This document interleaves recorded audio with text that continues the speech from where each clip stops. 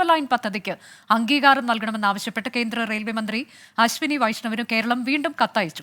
കേരള ജനതയുടെ അഭിലാഷമാണ് പദ്ധതി എന്ന് കത്തിൽ പറയുന്നു. സംസ്ഥാന സർക്കാർ സിൽവർ ലൈൻ പദ്ധതി അവസാനിപ്പിച്ചുവെന്ന് കേന്ദ്രമന്ത്രി അശ്വിനി വൈഷ്ണവിന്റെ പ്രതികരണത്തിന്റെ പശ്ചാത്തലത്തിലാണ് നടപടി. ബൽറാം നെടുങ്ങാടി. ബൽറാം, കേന്ദ്ര ബജറ്റ് അവതരിപ്പിച്ച അതേ ദിവസമാണ് റെയിൽവേ മന്ത്രി ആ പദ്ധതി ഉപേക്ഷിച്ചതല്ലേ എന്നൊരു ചോദ്യം ചോദിച്ചത്. ഇപ്പോൾ അതിനെ തുടർന്നു കൂടിയാണോ അടിയന്തരമായി ഇങ്ങനെയൊരു കത്ത് അയച്ചിരിക്കുന്നത് കേരളം?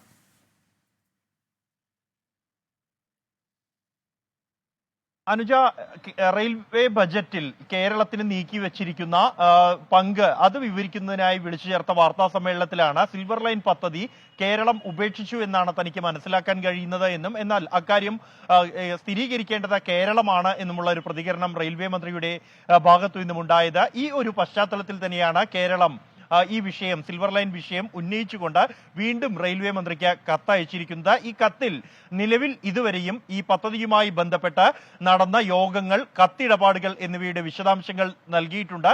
ഒപ്പം തന്നെ കേരളത്തോട് സദേൺ റെയിൽവേ ഈ കെയറയിലുമായി ബന്ധപ്പെട്ട വിശദാംശങ്ങൾ ചോദിച്ചിരുന്നുവെന്നും അതിനുള്ള മറുപടി നൽകിയിട്ടുണ്ട് എന്നും അതിലൊരു തീരുമാനത്തിനായി കാത്തിരിക്കുകയാണ് എന്നുമുള്ള പരാമർശമുണ്ട്. ഒപ്പം തന്നെ ഈ പദ്ധതി എന്നുള്ളത് കേരളത്തിന്റെ മാത്രം പദ്ധതിയല്ല, മറിച്ച് കേന്ദ്രത്തിന്റെയും കേരളത്തിന്റെയും സംയുക്തമായ ഒരു പദ്ധതിയാണെന്ന് ഓർമ്മപ്പെടുത്തുന്നുണ്ട്. കേരളത്തിന്റെ ജനങ്ങളുടെ ഒരു അഭിലാഷമാണ് ഈ പദ്ധതി എന്നും ഈ കത്തിൽ വ്യക്തമാക്കുന്നു. ഒപ്പം തന്നെ ഇതിന്റെ ആവശ്യം ഈ പ്രത്യേകിച്ച് ജനതയുടെ അഭിലാഷമാണ് പദ്ധതി എന്നതാണ് പ്രധാനമായും കേരളം അറിയിച്ചിട്ടുള്ളത്. കേന്ദ്രത്തിൽ സിൽവർ ലൈൻ പദ്ധതിക്കായി വീണ്ടും കേരളം ചരടുവലികൾ തുടങ്ങി.